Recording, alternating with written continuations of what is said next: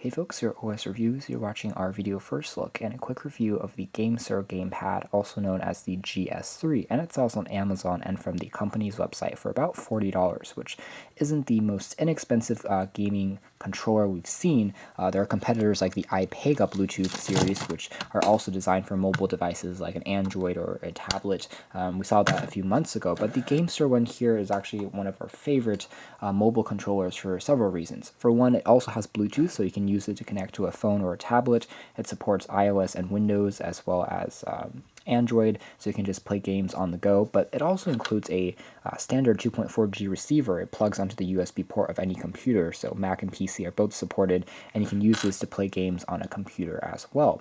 And furthermore, it also supports some consoles, like a PlayStation as well, so it's really just a universal, all-in-one kind of game controller that matches, and can be used for a wide range of different situations, which makes it very versatile, despite the slightly more expensive price point at a superficial glance. And the construction of the actual console itself is also good. We'll talk about that in a moment, but first, in terms of the packaging contents, there is that receiver, a lanyard port on the very top just to prevent you from losing it, so you can put it on a keychain or something. There's a micro USB cable for charging.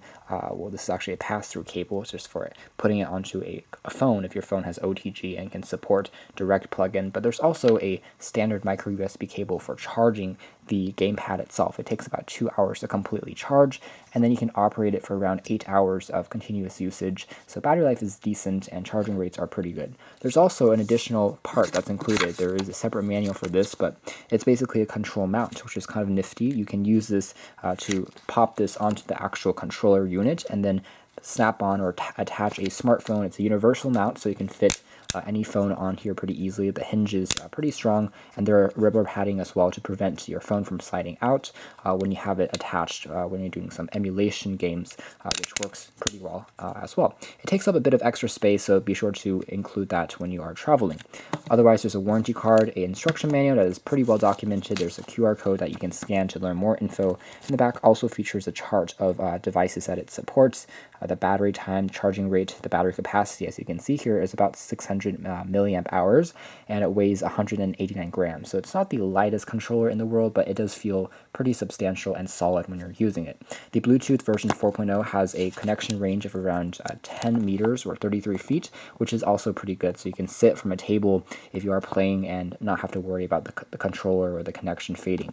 There's a diagram on the inside about the connection, the various ports, and how to set things up, the turbo mode, and setting up the various things. You can also use it to connect to a TV or a smart TV box and use it to control and use it as a remote of sorts, even though it doesn't have a built-in keyboard.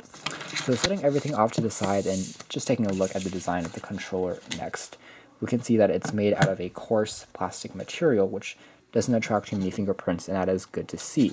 It's very comfortable to hold in the hand, about the same size as an actual TV size console remote. So if you buy a PS3 or if you have a Xbox, it's about the same size as well, so it feels really nice in the hand. All the ergonomics and buttons and ports are well thought out.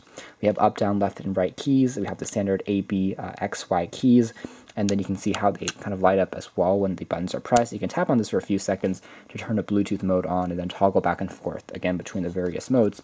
But again, it definitely looks very, very premium. And there's also, again, additional joysticks for you to control various games with, which are programmable. And of course, you have access to standard keys like select, menu, clear, and start, which are pretty tactile responsive. The array of LEDs in the bottom shows you the mode it's currently in: Android, iOS, using it as a mouse, or using it as the 2.4G receiver. And the top also features shoulder keys L1, L2, R1, and R2, and there is the aforementioned micro USB port for charging and for direct connection. The back just features some basic info as well as a reset pin for you to reset the unit in case it does get stuck, which we haven't had to do in our testing yet, which is a good sign. So next we're going to do a brief demonstration after we've connected it to an Android phone of how the gameplay experience works. So this is what the GameSir gamepad looks like when you have a phone attached to it. As you can see, it has a pretty good universal mount.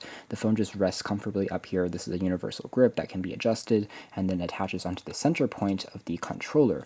Things are pretty ergonomic. It feels well balanced. You can also change the orientation, which works nicely as a display, and then you can easily go back and forth and game as well. It's pretty responsive as far as playing back games. There isn't too much of a delay between something you tap on and something that happens. Again, it uses Bluetooth 4.0 connectivity, which works nicely. When you're not actually playing a game, you can also use it as kind of a remote or a mouse. As you can see here, it's navigating through the UI of Android quite well, so that's another thing that you can use this for. It does a decent job as well. You can also use it as a mouse, which is a separate feature. If you have it plugged in into, let's say, an Android TV box after you've gaming, you can also navigate the UI, or into a computer or a PC. That works nicely as well, despite, again, there isn't a keyboard built in for text entry.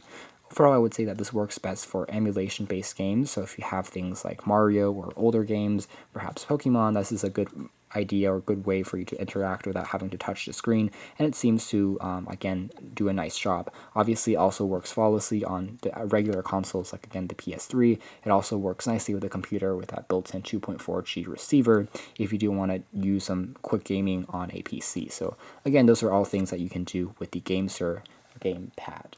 Other things to quickly note, there's that aforementioned turbo mode, which allows you to press and activate multiple keys at the same time, which is a handy feature to have. You can also use the center key here as the home key, which can take you back home, and then open up the multitasking drawer if you have Android. So at the end of the day, the GameSir gamepad G3S is one of our favorite mobile gaming controllers, just because it's extremely versatile, can be used for basically anything that you throw at it, from a computer to an Android to an iOS phone to tablets to a PS3, and it all works flawlessly. The controls and ergonomics are well thought out. The construction quality is really good as boxed consoles made by Sony or Microsoft, and overall the performance is nice and responsive as well. The included contents are generous, and overall for $40 you really are getting something that I think you'll enjoy using for a long time. So definitely check this one out. You can also read more details in our official written review, which has a bit more about the performance and data that we collected, and you can also check out some links down in the description box below. But this has been our video.